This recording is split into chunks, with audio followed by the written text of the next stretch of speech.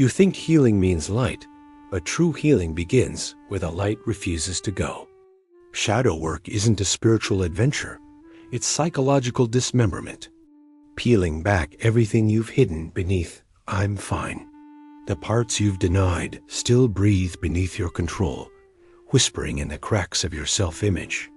The descent begins not with discovery, but with recognition that you've never truly known yourself at all. Every person carries an invisible mirror, the one that reflects what they don't want to see. In psychology, Carl Jung called it the shadow, the collection of everything you repress, deny, and exile from awareness. You tell yourself you're kind, disciplined, honest, but those traits survive only by burying their opposites. The anger beneath kindness, the laziness behind discipline, the deceit within honesty. Shadow work isn't about finding your best self. It's about admitting your worst. The mirror doesn't lie.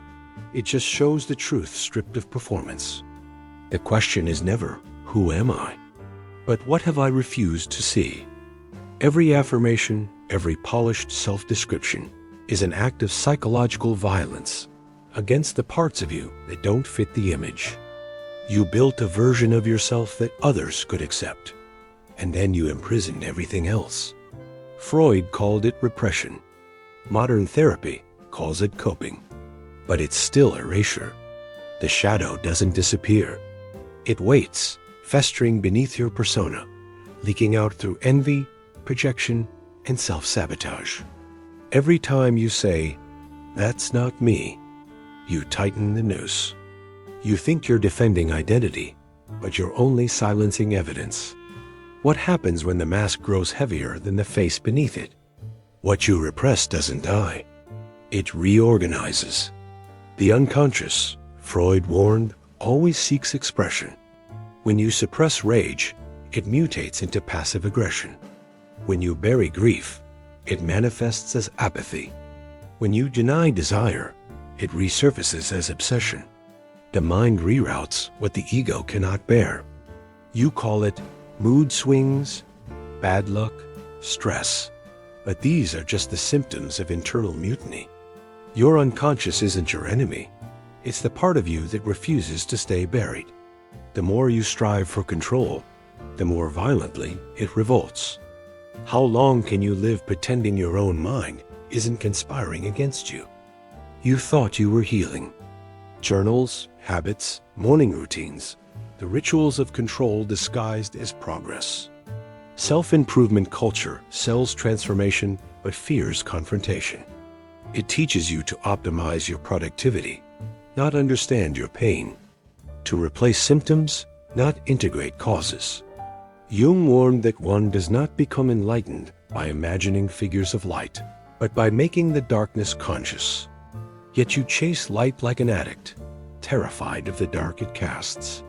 You don't want to grow. You want to escape the parts of you that resist growth.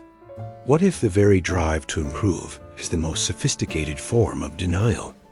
You tell yourself you're managing your emotions. But management is just a polite word for suppression. You sterilize your anger, dilute your sadness, edit your fear until it's socially acceptable.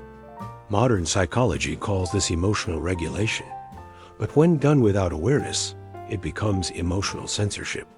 You are praised for composure, rewarded for numbness, admired for balance, while your unspoken feelings rot underneath.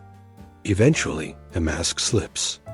A sudden outburst, a quiet breakdown, a numb stare into nothing. The emotion you thought you controlled was only biding time. What if control isn't mastery, but self-betrayal disguised as discipline? There's a voice that never stops speaking, sharp, familiar, surgical. You call it motivation, but it's cruelty wearing purpose as camouflage. The inner critic forms early, built from the tones of disappointed parents, comparing teachers, or indifferent peers. Over time, it becomes your narrator, whispering that you're not enough, that every failure is proof of your defect. Cognitive psychology calls this internalized self-talk, but that phrase is too clean for something so parasitic. You can't silence it because it's fused with your identity.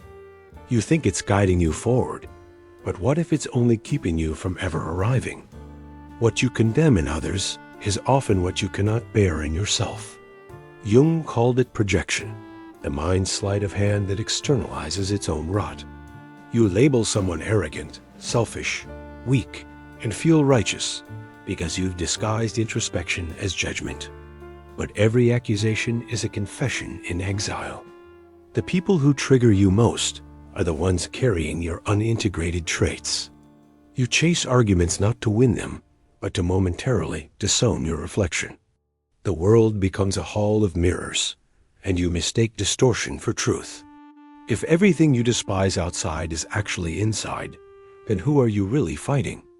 You think you want peace, but peace feels unbearable when all you've known is pain. The nervous system adapts. Trauma becomes your baseline, chaos your comfort. Modern neuroscience calls it trauma bonding and homeostatic addiction. The body craves what's familiar, not what's healthy. So you recreate the same patterns, the same arguments, the same loneliness, just to feel real. Healing feels wrong because it threatens your identity as the wounded one. Without suffering, who are you? The body resists safety because it confuses calm with danger. What if your suffering isn't punishment, but your favorite form of self-recognition? You say you want to be whole, but wholeness requires dismantling everything you think you are. Integration is not peace, it's collision. The shadow doesn't blend easily with the persona. It drags it screaming through contradictions. You want healing without sacrifice, insight without disorientation. But psychological integration demands the death of comfort. To be whole is to hold every polarity within you, the cruelty and the care, the liar and the truth seeker. True self-awareness feels like betrayal because it erases the self you've defended for years. If wholeness means losing your identity, why do you still call it healing? Everything you relied on, memory, perception, reasoning, is filtered through layers of denial. Cognitive psychology shows that confirmation bias, motivated reasoning, and memory distortions shape reality itself. You think you know yourself, but each recollection is a reconstruction, each belief a survival strategy. The narratives you tell to feel coherent are scaffolds over chaos. Shadow work dissolves these scaffolds, leaving you in a room where walls breathe and floors shift. Every certainty crumbles into uncertainty, and every truth you held becomes a question mark. When the mind you trusted becomes alien, what remains of the you who believed it? You have followed the descent to its end, and the abyss stares back, familiar and intimate. There is no light here, no epiphany, no reward for endurance. The self you knew, polished, curated, controlled, has dissolved into fragments, each reflecting the shadows you denied. Integration is not salvation. It is exposure, nakedness before your own psyche. You are not whole, not healed, not fixed. You are only undeniable, unavoidable, irreducible. The mind whispers its final truth. There is nothing outside yourself to fear, for everything you fled is within, and it has always been waiting. If there is no escape from your own reflection, then where do you hide when even yourself is turned against you?